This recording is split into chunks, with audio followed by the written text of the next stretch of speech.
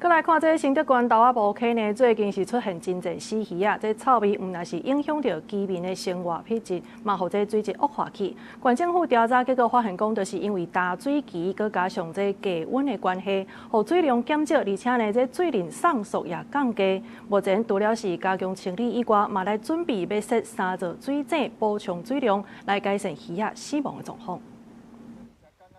民众来到报花散步，原地应该是来辟新鲜空气的，即马闻到的虽拢是臭腥味。新德县豆仔埔溪最近出现大量的死鱼啊，那严重影响水质，把造成附近的民众一日到晚拢在闻臭味。这个问题困扰我们很久了，每次鱼一死掉，然后这边的话，社区就味道就很臭。太阳晒下去的话，那很臭啊。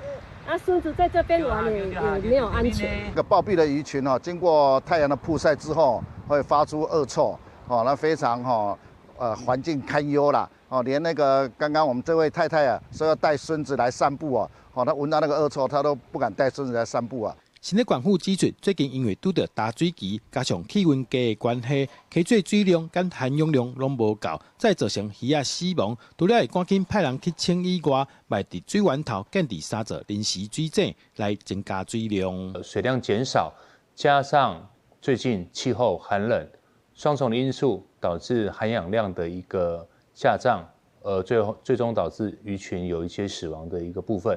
3处的一个水井来 做24小时全面性的一个补充水源的一个机制。